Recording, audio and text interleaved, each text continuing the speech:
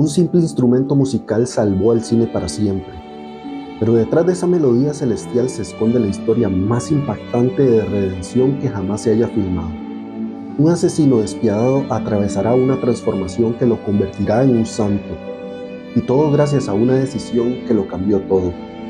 Esta es la misión, y para el final de este video vas a entender por qué su música sigue haciendo llorar al mundo entero. Esa melodía que acabas de escuchar no es solo música, es el sonido de la esperanza en medio del infierno. Entonces nos vamos juntos al año de 1750, en las selvas de Sudamérica, donde los misioneros jesuitas han creado un milagro. Comunidades donde los guaraníes viven libres, protegidos por la fe y por esa música que conquista corazones salvajes. Pero este paraíso está condenado. Los imperios europeos están redibujando el mapa y lo que para ellos son solo unas líneas en un papel, para miles de personas significa la vida o la muerte. Por un lado tenemos al Padre Gabriel, interpretado magistralmente por Jeremy Irons. Este sacerdote cree firmemente que su oboe, su fe y su música pueden lograr lo que las espadas jamás podrán, transformar hasta el más salvaje de los corazones. Y por el otro lado se encuentra Rodrigo Mendoza, Robert De Niro en el papel más desgarrador de su carrera. Es un mercenario implacable, un cazador de esclavos que vive de la violencia y no conoce el perdón ni la piedad. Estos dos hombres son opuestos absolutos, porque uno confía en Dios y el otro solo en su espada. Pero cuando sus caminos se crucen, sucederá lo imposible. Pero ¿cómo es posible que un hombre tan despiadado cambie por completo? La respuesta está en uno de los momentos más devastadores del cine. Rodrigo Mendoza era el tipo de hombre que todos temían. Sus manos estaban manchadas de sangre inocente y su corazón endurecido por años de violencia. Y para él la vida humana tenía precio, y por supuesto siempre estaba dispuesto a cobrarlo. Pero algo sucede que destruye completamente su mundo. Un evento tan traumático y tan personal que lo deja completamente roto. Y aquí es donde Robert De Niro nos regala una de las actuaciones más espectaculares y hermosas de su carrera. Rodrigo, que se encuentra consumido por la culpa y ese olor a muerte que lleva encima, busca la única salida que conoce, la autodestrucción. Pero el Padre Gabriel ve algo diferente en él, ve la posibilidad de redención. Lo que sigue es una de las secuencias más demandantes físicamente y emocionalmente devastadoras jamás filmadas. Rodrigo debe cargar literalmente con el peso de sus pecados, subiendo por las cataratas más peligrosas del mundo. Pero cuando finalmente llega arriba, cuando está cara a cara con las mismas personas que él solía cazar como esclavos, lo que pasa a continuación cambió para siempre la forma en que vemos el perdón en el cine. Pero esto no se compara en nada con la decisión que tendrá que tomar después. Pero mientras Rodrigo encuentra su redención en la misión, el mundo exterior se prepara para destruir todo lo que ha construido. Los imperios de España y Portugal han firmado el Tratado de San Ildefonso, volviendo a demarcar las fronteras sudamericanas desde sus cómodos palacios europeos. Las misiones jesuitas, que durante décadas habían sido territorio español, ahora pertenecen a Portugal. Y el problema está en que Portugal permite la esclavitud, mientras que España había protegido a los guaraníes. Pero ahora estos miles de indígenas libres se convierten automáticamente en una amenaza para los intereses económicos portugueses. Para los colonos portugueses, estas comunidades prósperas representan mano de obra gratuita esperando simplemente a ser capturada. Para los jesuitas, estas son almas que han salvado, pero para los guaraníes, este es simplemente su hogar. Entonces llega el cardenal Altamirano, quien es el enviado directo del Vaticano con una misión imposible. Debe decidir si la Iglesia abandona las misiones para mantener la paz política o las defiende arriesgando la supervivencia de toda la orden jesuita en el Nuevo Mundo. Como te imaginarás, esta es una decisión que no tiene respuesta correcta, porque si abandona las misiones, condena a muerte a miles de inocentes, pero si las defiende, la Iglesia podría ser expulsada completamente de Sudamérica. Y justo cuando esta presión alcanza su punto máximo, Rodrigo y el Padre Gabriel tendrán que realizar la elección más desgarradora de sus vidas: elegir la cruz o elegir la espada. Con el ultimátum del Vaticano sobre la mesa y los ejércitos portugueses acercándose, las misiones se convierten en un polvorín a punto de explotar. Los guaraníes nunca pidieron ser parte de este juego político y ahora deben decidir su propio destino: huir de la única vida que conocen o quedarse a luchar por su hogar. Y es aquí donde la misión se convierte en algo más que una película histórica. Se convierte en un espejo de nuestros propios dilemas morales, porque Rodrigo, el hombre que encontró la paz, ahora debe decidir si permanece fiel a sus nuevos principios de no violencia o si toma las armas para defender a los inocentes. Y el padre Gabriel, el hombre de fe inquebrantable, ahora también debe enfrentar la pregunta más devastadora: ¿qué haces cuando tu Dios parece estar del lado equivocado? Lo que sucede en los últimos 40 minutos de la misión no es solamente cine, es una experiencia que te cambia para siempre. Pero antes tienes que conocer los secretos detrás de cámaras que casi matan a Robert De Niro, literalmente. Porque detrás de esta obra maestra hay historias que son tan increíbles como la película misma. Empecemos con lo más impactante. Robert De Niro casi muere filmando esta película.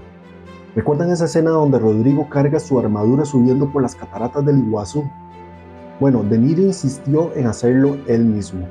Nada de dobles ni nada de efectos. Cargó literalmente 40 kilos de armadura real subiendo por una de las cataratas más peligrosas del mundo. Los equipos de rescate estuvieron en stand-by todo el tiempo porque una caída significaba una muerte segura. Pero eso no es todo. Jeremy Irons aprendió realmente a tocar el oboe para la película, y Ennio Morricone compuso esa melodía hipnótica específicamente para las habilidades de Irons. Y el resultado fue tan perfecto que se convirtió en una de las bandas sonoras más vendidas de la historia. Mi dato favorito: la película se rodó en locaciones completamente reales. La misión que ves en la pantalla es una de esas ruinas auténticas de las misiones jesuitas del siglo XVIII. El equipo tuvo que transportar todo el equipo cinematográfico a través de la selva amazónica, y lo hicieron sin carreteras. Pero el verdadero poder de la misión no se quedó en las pantallas de 1986. Esta película cambió para siempre la forma en que el cine aborda los conflictos morales más complejos. Primero hablemos de reconocimientos. La misión no solo ganó la Palma de Oro de Cannes, sino que fue nominada a 7 premios Oscar, incluyendo la nominación a Mejor Película. Ganó el Oscar a Mejor Cinematografía, y eso no es casualidad. Estableció un nuevo estándar visual para las películas épicas históricas. Pero más importante que los premios es cómo influyó en el cine que vino después. Directores como Terrence Malick, Alejandro González Iñárritu y Mel Gibson han reconocido abiertamente la influencia de la misión en sus obras. Puedes ver su ADN en películas como El Nuevo Mundo de Malick, El Renacido de Iñárritu e incluso en Apocalipto de Gibson. Todas comparten esa aproximación impresionante y hermosa a los choques culturales y a esa fotografía inmersiva en locaciones reales. Luego está el impacto en la música del cine. La banda sonora de Ennio Morricone no solo se convirtió en un éxito comercial, sino que redefinió cómo la música puede contar una historia. Esa melodía del oboe se ha convertido en sinónimo de redención en el cine moderno. Pero lo fascinante es que la misión se adelantó 30 años a su tiempo en términos de representación cultural. Porque en una época donde Hollywood todavía caricaturizaba a los pueblos indígenas, la misión los presentó como seres humanos complejos con su propia cultura, espiritualidad y también dignidad. Esto inspiró toda una generación de cineastas a abordar estos temas con más respeto y autenticidad. Pero ahora viene la pregunta que todos se hacen: ¿qué tanto de lo que vimos en la misión realmente pasó? Y la respuesta te va a sorprender: casi todo. Roland Joffé y su equipo hicieron una investigación histórica increíblemente detallada para esta película, y los resultados son impresionantes. Las misiones jesuitas fueron completamente reales.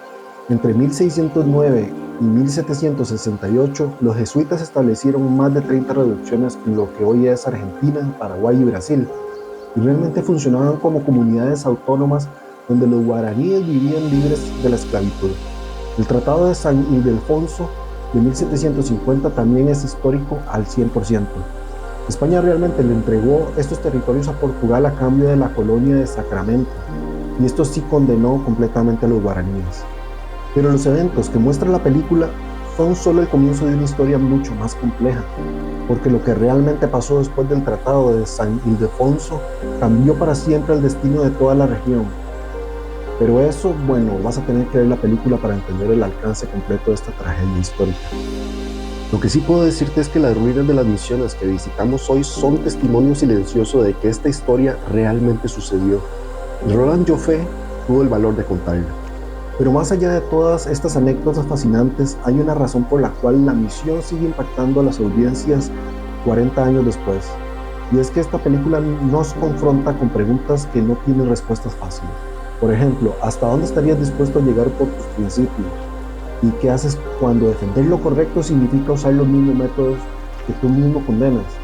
La misión, por suerte, no te da un sermón, ni te va a decir que la violencia es mala y la paz es buena. Demuestra que a veces las decisiones más importantes de la vida son entre dos opciones que están bien o entre dos opciones que están mal. Rodrigo y Gabriel representan dos caminos diferentes hacia la misma meta: proteger a los inocentes. Pero sus métodos son opuestos y la película te obliga a preguntarte, ¿cuál de los dos elegirías tú? La misión nos recuerda que las decisiones más difíciles no son entre el bien y el mal, sino entre diferentes formas de hacer lo correcto. Y esa es una lección que podría ser relevante en todos los aspectos de nuestra vida. Si este análisis y recomendación de la misión te gustó, no olvides dejar tu like para apoyar el canal. Si quieres más contenido como este, suscríbete y activa la campanita para no perderte ningún video donde juntos vamos a explorar las películas que realmente importan. Y si te gusta este tipo de cine, aquí te dejo otra recomendación de otra película que muestra cómo las decisiones que tomamos pueden llegar a impactar a otros. Mi nombre es Roberto y esto fue Esencia Cinematográfica. Nos vemos en el próximo video.